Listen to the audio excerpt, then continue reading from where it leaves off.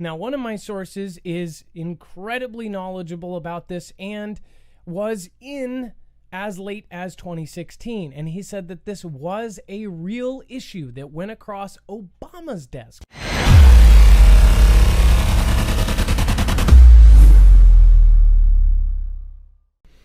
Now, this might sound crazy, and I know people are going to disagree with me, especially the people that do not believe in space.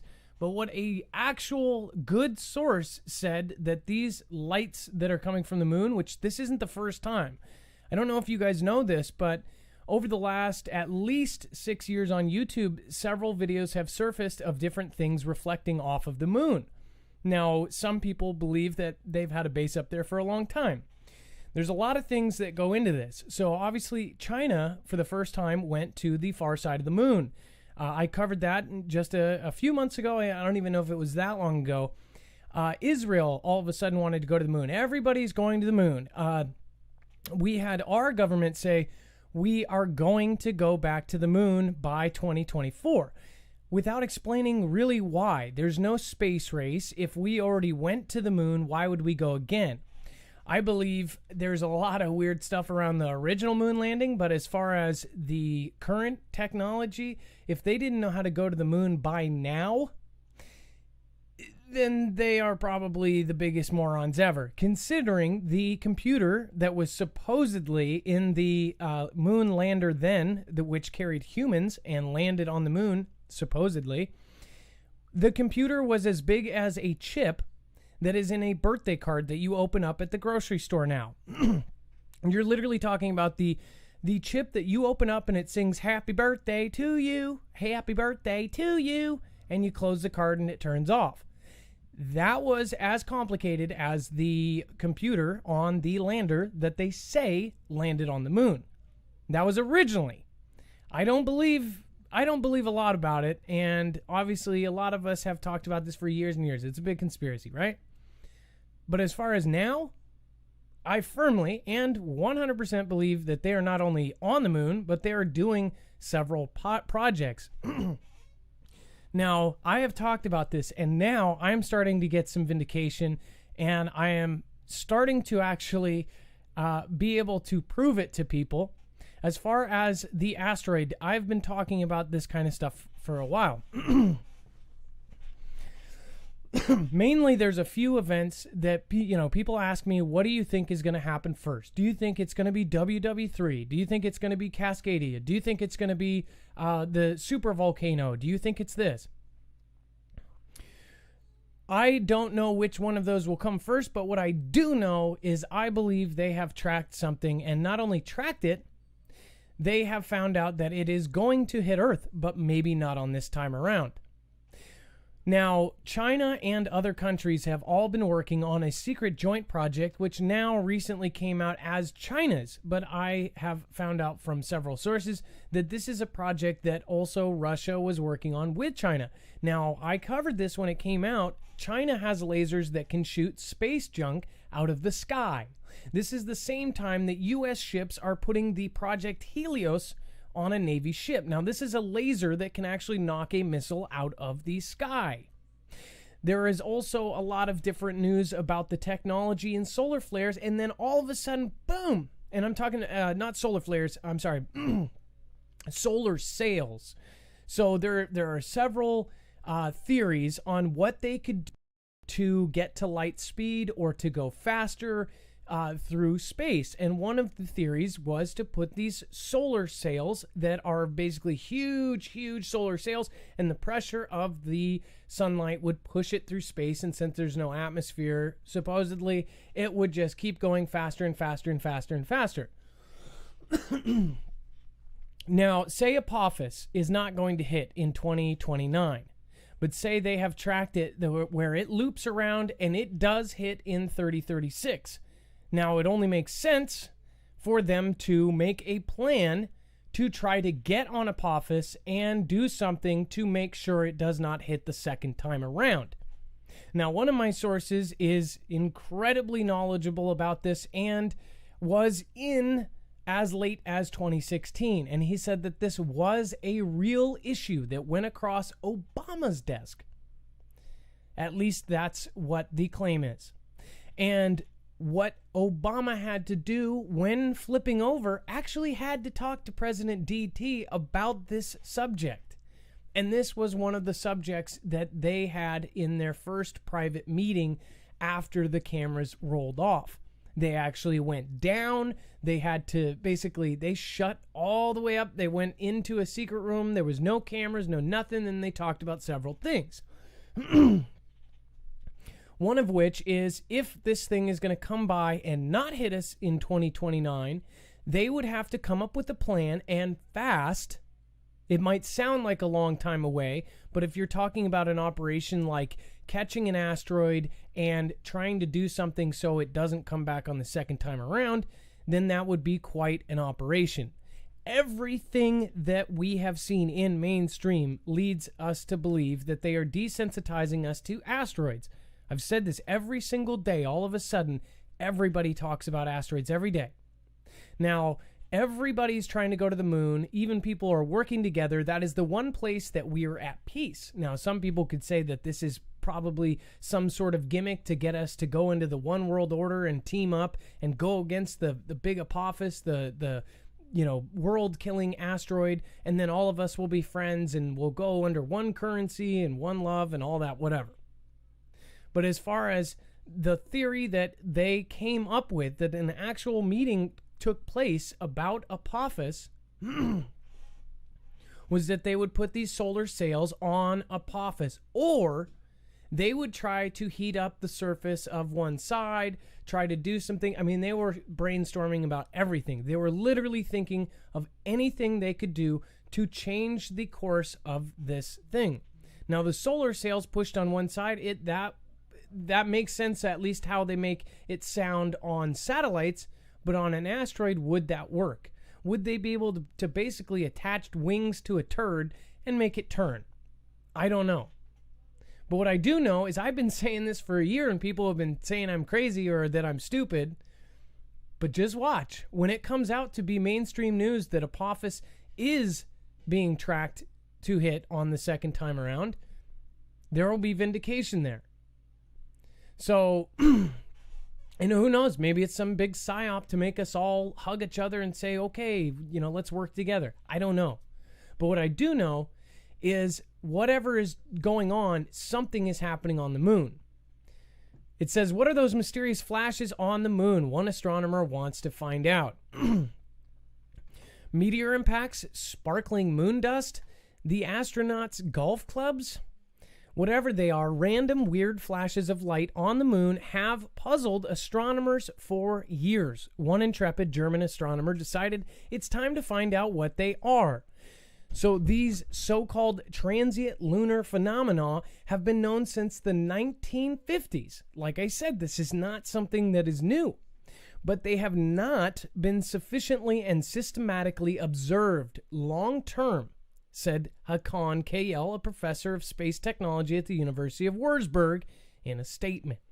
According to Kyle, the flashes happen several times a week. Sometimes they're only short flashes of light, while others can last longer. Occasionally, some places appear to darken temporarily. Now, we have shined lasers at the moon, but have we built lasers on the moon? It only makes sense. We are sending tons of stuff up there, or at least supposedly sending stuff up there. Who knows? For the people that believe it's a satellite itself, then it only makes more sense that they are building some sort of weaponized things on the moon. Is it meant for Apophis, or is it meant for our enemies? I don't know. But what I do know is it would be extremely, extremely valuable to have a weapon, which now we have the range to go hundreds and hundreds and hundreds and hundreds of miles with lasers. People don't realize that, but the Helios is literally not even to the T of what they can do with lasers now. We're talking about shooting planes out of the sky, shooting missiles, going fast enough. I mean, we're talking about Mach speeds, missiles being shot out of the sky with these Helios. One thing I wonder is, what would the Navy ships do to defend themselves against torpedoes? Do they have underwater lasers? That's something I've thought about as well. But as far as what is going on the moon, they think we are dumb. They think that those flashes and the things reflecting, which are obviously metal or some sort of light coming off of it, they think that everybody is just going to believe, oh, it's some sort of natural phenomenon. It doesn't have atmosphere according to them. It's actually in our atmosphere, which we just recently found out, which means there's oxygen particles up there, which means they probably have figured out a way to suck the oxygen out of the moon sky and probably have sustainable life sitting there, at least sustainable military life. We have known for years, at least 15, 20 years, that there were certain soldiers that were not even planetary. They said that they were basically, they were listed as non-terrestrial soldiers or something like that. Not aliens, but humans that weren't on this piece of rock, whatever it is, flat, round, whatever you want to call it. So whatever they're doing up there is, and it could have something to do with everything. There's been certain predictive programming, like all of these movies about satellites controlling the weather. If you looked at the sky today, here it is absolutely, I mean, I took picture after picture. It started out solid blue day. Then I saw a perfect X crossed and a perfect line. By 6 o'clock, the entire sky was all trails that were all scattered about, and they had all turned into these large wispy clouds covering the entire sky. You guys have seen it. Most of you are hip to it. We realize now they changed it. They said, nope, we're going to filter out the sea trails word, but we are going to then replace it with geoengineering, which is happening, and it's happening at light speed. They are now doing it right in front of us, and everybody is just going with it. Now they even have town square meetings about the thing, and it's all out. They slowly made it less creepy, less creepy, less creepy, and now the people you tell, look at that. Oh no, that's just geoengineering. That's just, that's geoengineering. That's helping us. They're saving us. And that will be the attitude going forward. See, now they have introduced we have 12 years to change everything before we all die. Why 12 years? Apparently they've done the math. Not 10 years. Somebody even said 9 years, 8 years, whatever. How can they make claims like this? How can they say in 12 years, if we don't change our ways, we're all going to die and go extinct? How can they even make claims like this? Or is it a distraction to go off to the side? I have no idea. It says, though scientists don't understand exactly what causes the flashes, theories around maybe they're meteor impacts, which would cause a brief glow, or perhaps the flashes are electrically charged particles of the solar wind that react with moon dust. They always have some crazy, crazy example.